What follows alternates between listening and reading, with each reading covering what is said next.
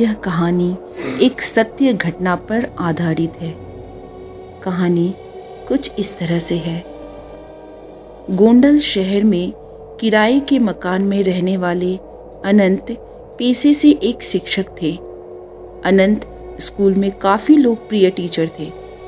School में पढ़ाने के बाद वह बच्चों को अपने घर पर ट्यूशन भी पढ़ाते थे।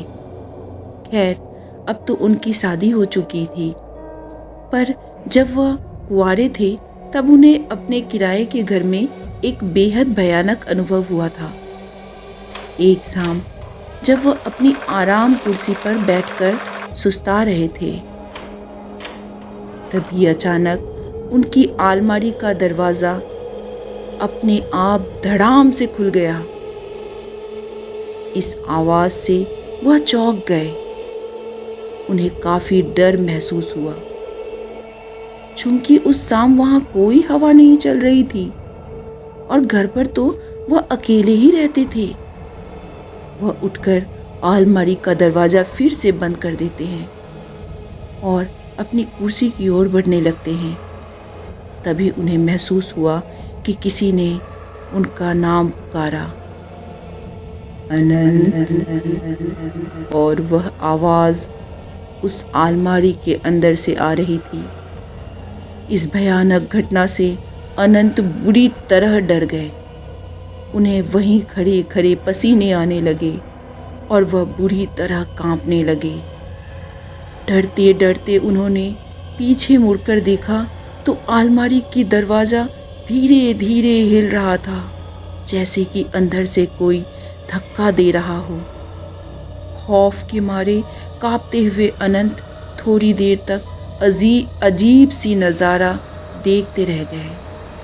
तभी अचानक अलमारी से गाढ़ा काला धुआं बाहर आने लगा। यह सब पारलौकिक घटनाएं देखकर अनंत की चीख निकल गई। अनंत दौड़कर घर के बाहर आ गए और सारी बातें अपने पड़ोसियों को बताने लगे।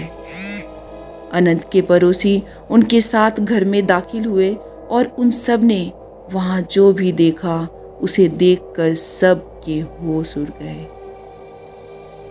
कमरे की छत पूरी तरह से काली पड़ चुकी थी। अलमारी के दोनों दरवाजे उखड़े हुए थे और सारा सामान नीचे जमीन पर बिखरा हुआ था। लोग कुछ समझ पाते इससे पहले कि वहां रखी अलमारी धड़ाम से जमीन पर आ गिरी। अनंत के साथ साथ अब सभी लोग इस भूतहा अनुभव से घबरा गए और बाहर की तरफ भागे। कुछ लोगों को भागते भागते एक चीख सुनाई दी, चले जाओ सब, चले जाओ सब।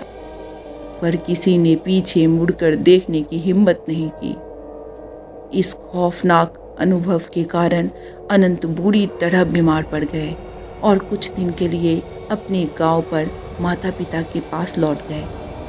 जब वो गोंडल वापस लौटे तो कभी उस घर में वापस नहीं गए, किसी और मोहल्ले में रहने लगे। पूछा गया इस खौफनाक घटने का वजह क्या था।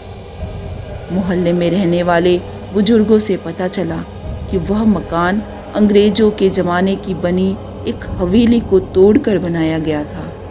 कहते हैं उस हवेली का मालिक बहुत क्रूर इंसान था और एक बार उसने अपने नौकर को जलाकर मार डाला था और उसको उसी अधजली अवस्था में अलमारी में छिपा दिया था। मकान मालिक ने कभी भी उस अलमारी को प्रयोग में नहीं लाया था। अनंत राजनाथ के मांगने पर उन्होंने वह अलमारी उसे दे दी थी और शायद इसी कारण नौकर की आत्मा नाराज़ हो गई और ये खौफनाक डरावनी घटना घटी।